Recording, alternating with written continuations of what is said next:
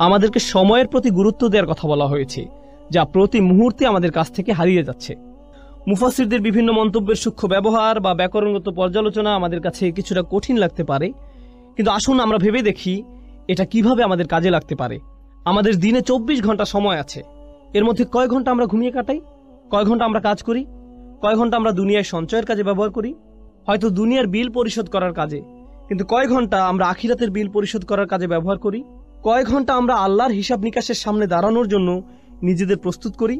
এখানে বাৎসরিক একটা হিসেব আপনাকে দিতে হবে, কিন্তু আসল হিসাব সামনে আসছে, যেখানে আমাদের প্রত্যেকটি কাজের হিসাব আমাদের দিতে হবে।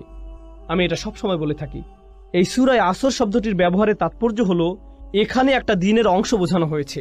আল্লাহ আমাদেরকে আমাদের পুরো জীবনকে তুলে ধরেছেন, যদিও এটা কেবলমাত্র একটা দিন, মাত্র একদিন। আপনি যদি একদিনের জন্য আপনার জীবনকে পরিবর্তন করতে পারেন, তাহলে আপনি আপনার জীবনকেই পরিবর্তন করলেন। কারণ অনেকেই জানেন, অনেকে এখানে ফুল টাইম চাকরি করেন, অনেকে ফুল টাইম ছাত্র, অনেকে সবসময় বাসায় থাকেন। এই দিনগুলো প্রায় একই রকম হয়ে থাকে, একই কাজ, একই রুটিন, একই কাজ বারবার করতে হয়। তাহলে আপনি যদি আপনার দিনের একটা অংশকে পরিবর্তন করতে পারেন, আপনি আসলে আপনার জীবনের একটা অংশকে পরিবর্তন করলেন। আপনি আপনার জীবনের অংশই পরিবর্তন করলেন, আর এই পরিবর্তন করার সময়টা চলে যাচ্ছে। আমি আপনাদের একটা পরামর্শ দেব, এটা তাফসির নয়, বরং আমার নিজের পরামর্শ। তা হলো, রমজানে আমরা আমাদের পরিবর্তন করি, আমরা ঈদের সময় বিভিন্ন পরিবর্তন আনি, আমরা বিশেষ কোনো অনুষ্ঠানে আমরা আমাদের নিত্যকার রুটিনের পরিবর্তন আনি, হয়তো পরিবারের কোনো সদস্যদের মৃত্যুতে, হয়তো সন্তান জন্মের উপলক্ষে, ইত্যাদি কারণে আমরা এই পরিবর্তনগুলো আনি। এরপরে আমরা আবার আমাদের রুটিনে ফিরে যাই, কারণ আমাদের কোনো তাড়াহুড়া কাজ করে না। আপনি দেখবেন, আপনি কখনো বলবেন না, আমি আগে ঠিক 9টায় কাজে যেতাম, আমি এভাবে কিছুদিন গিয়েছি, কিন্তু এখন আমি কিছুটা অলস হয়ে পড়েছি, এখন আমি 10টায় বা 11টায় যাই। আপনি এমন বলবেন না, কারণ আপনি জানেন যে আপনি তাহলে বরখাস্ত হবেন। আপনি জানেন যে আপনাকে সেখানে সময় মতো থাকতেই হবে। আসলে আপনি নিজেকে এমনভাবে তৈরি করেছেন যেখানে আপনাকে সময় মতো থাকতেই হবে। আপনার প্রতিদিন সেখানে সময় মতো উপস্থিত হওয়া ছাড়া কোনো উপায় নেই, এছাড়া আপনার কোনো পথ নেই। এভাবে ভাবার কারণে আপনার ধারাবাহিকতা ধরে রাখা সহজ হয়েছে। এখন আর এটা তেমন কোনো কঠিন বিষয় নয়, আপনাকে এটা করতেই হবে। এই নিয়ে দুইবার ভাবার প্রয়োজনও নেই। কেউ আপনাকে হয়তো বলল, ভাই তুমি এটা কিভাবে পারো? আমাকে এটা করতেই হবে। কিভাবে পারি জানি না, আমাকে শুধু এটা এভাবেই করতে হয়। আমরা যদি সত্যিকার অর্থে বিশ্বাস করি, যেভাবে আমরা বিশ্বাস করি যে আমরা যদি সময় মতো উপস্থিত হতে না পারি তাহলে আমরা চাকরি হারাবো, আমরা যদি সত্যি সত্যি বিশ্বাস করি আমরা একটা ক্ষতির দিকে এগিয়ে যাচ্ছি, আর এখানে এমন কিছু আচরণ আছে যা আমাদের মধ্যে আনতে হবে, যেমন নামাজে নিয়মিত হওয়া, উদাহরণস্বরূপ খারাপ কাজ থেকে বিরত থাকা। যদি আমরা সত্যিই বিশ্বাস করি যে আমাদের আচরণের পরিবর্তন না হয় তাহলে আমরা ক্ষতির মধ্যে পড়ে যাব, যেভাবে আমরা চাকরি হারাই। আপনি দেখবেন, কোনো ইমিগ্রেশন অ্যাপয়েন্টমেন্টের জন্য মানুষ দেরি করে না, সেখানে মানুষ 2 ঘন্টা আগে গিয়ে বসে থাকে। তারা হয়তো আগের রাত থেকে প্রস্তুতি নিয়ে বসে থাকে, কারণ হয়তো সেখানে ভোরে 6টায় যেতে হবে, তাই হয়তো সে রাতে ঘুমাবেও না, সে আগে আগে যাবে, কারণ সে নিজেকে জানে সে যদি দেরি করে তাহলে সে ক্ষতির মধ্যে পড়ে যাবে। আমরা যদি সত্যিকার অর্থে বিশ্বাস করি যে এমন আচরণ আমাদেরকে ক্ষতির মধ্যে নিয়ে যাবে, তাহলে একটা দিন পরিবর্তন করা আসলে পুরো জীবনকে পরিবর্তন করাই খুব সহজ হয়ে যায়। কিন্তু কখন এটা সহজ হয়? যখন সেখানে বিশ্বাস থাকে। এজন্যই যখন আল্লাহ খুসর নিয়ে বলছেন, সর্বপ্রথম কোন ব্যতিক্রম নিয়ে তিনি বলছেন? কারা? যারা বিশ্বাস করে। এটা কিন্তু সাধারণভাবে বলা নয়, আচ্ছা যারা বিশ্বাস করলো তারা বেঁচে গেল, না।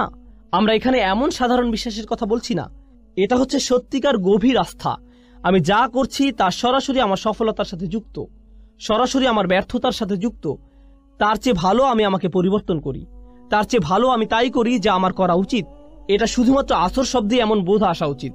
এটা যেভাবে চিপে বের করে দেয়, নিঃশেষ করে দেয়, আর আমার এত সময় নেই। এখানে যারা ছাত্র আছেন, আপনারা হয়তো কোনো অ্যাসাইনমেন্ট আছে আর আপনি সেটা ভুলে গিয়েছেন, আর সময় চলে যাচ্ছে। একজন ছাত্রের মধ্যে তখন যে ধরনের তাড়াহুড়া দেখা যায়, ফাইনাল পরীক্ষার আগে যে ধরনের ব্যস্ততা দেখা যায়, ট্যাক্সের সময় একজন অ্যাকাউন্টেন্টের মধ্যে যে ধরনের ব্যস্ততা দেখা যায়, যে ব্যস্ততা আপনি দেখবেন, উদাহরণস্বরূপ আপনি যদি কাজে দেরি করেন, আপনি বাসায় যে ধরনের আচরণ করবেন, আপনার আচরণ পুরো পাল্টে যাবে। আপনি কোনোভাবেই দেরি করতে চাইবেন না, আপনি সবার সাথে এমন আচরণ করবেন যেন কাউকে আপনি পাত্তা দেন না। আপনি সকালের খাবার কিছুরই তোয়াক্কা করছেন না, আপনি চলে যান, কারণ আপনার ব্যস্ততা আছে। আপনি জানেন যে আপনি যদি না যান তাহলে আপনি সমস্যায় পড়বেন। আপনি পুরোপুরি জানেন। আমাদেরকে এই আস্থা নিজের দিনের ব্যাপারেও আনতে হবে।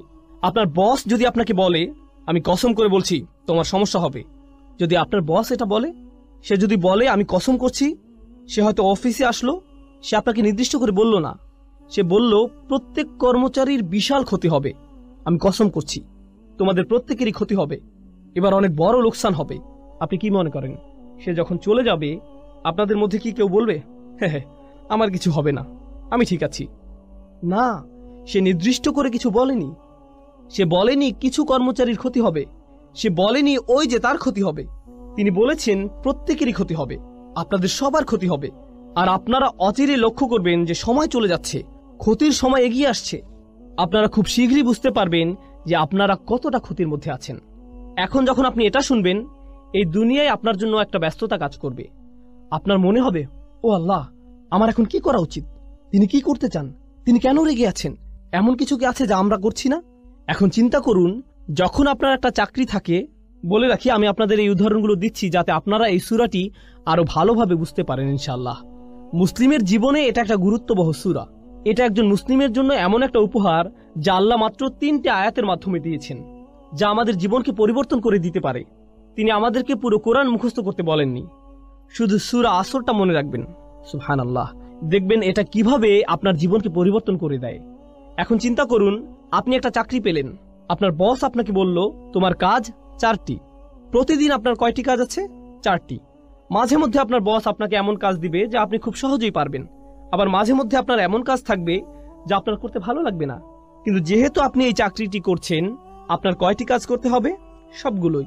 আপনার হয়তো 2টি করতে ভালো লাগে, কিন্তু আপনাকে 4টিই করতে হবে। 2টি আপনার ভালো লাগে, 2টি আপনার ভালো লাগে না, কিন্তু 4টি কাজই আপনি করেন।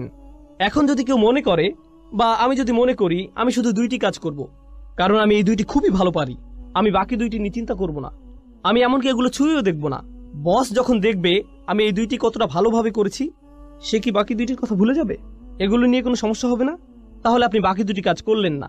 আপনার বস 1 সপ্তাহ পর আসলো, কত দূর করেছো? কাজের অগ্রগতি কি? আমি প্রথম কাজ 2টি শতভাগ করেছি। ও আচ্ছা, বাকি 2টির কি অবস্থা?